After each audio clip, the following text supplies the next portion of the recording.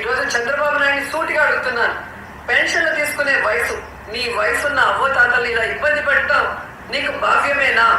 అది జగన్మోహన్ రెడ్డిని అడగాల. జగన్మోహన్ రెడ్డి గారు, మనం కరోనా టైంలోని మనం మద్యం షాపుల దగ్గర ప్రభుత్వ ఉపాధ్యాయులను కాపలా పెట్టేశాం కదా, మనం అమ్మీదే కల్తీ మద్యం. ఆ కల్తీ మద్యం దగ్గర కూడా మనం ప్రభుత్వ ఉపాధ్యాయులను కాపలా పెట్టేశాము. ఈరోజు పెన్షన్లు ఎత్తానికి ఏం పోయే కాలం మనకి ఏం మాయ రోగం మనకి?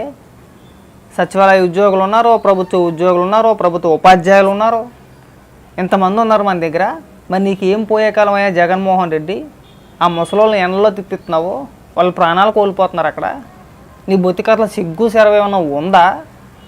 పక్క రాష్ట్రాల్లో కూడా పింఛన్ ఇస్తున్నారు కదా, అక్కడ వాలంటీర్ వ్యవస్థ ఏమీ లేదు కదా, గత ప్రభుత్వాలు కూడా పింఛను కార్యక్రమం అమలు చేసాయి కదా.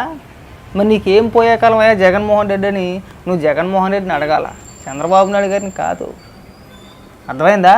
సినిమా టికెట్లు కూడా అమ్మించాడు జగన్మోహన్ రెడ్డి. నీకు తెలుసో తెలీదో, భీమలా నాయక్ సినిమాకి ప్రభుత్వ అధికారుల చేత సినిమా టికెట్లు అమ్మించాడు, వీఆర్ఓల చేత కట్టాను. మన బొత్తికి సిగ్గా పోడా?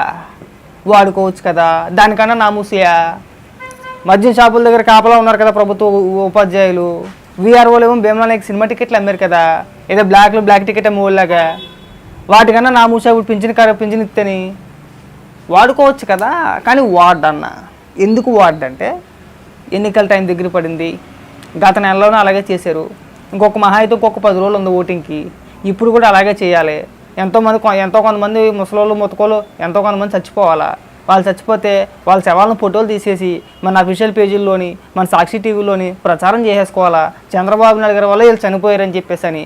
మన దగ్గర వ్యవస్థ ఉన్నా కానీ మనం మాత్రం ఇవ్వం, మనం మాత్రం పంచం. అంతేనా?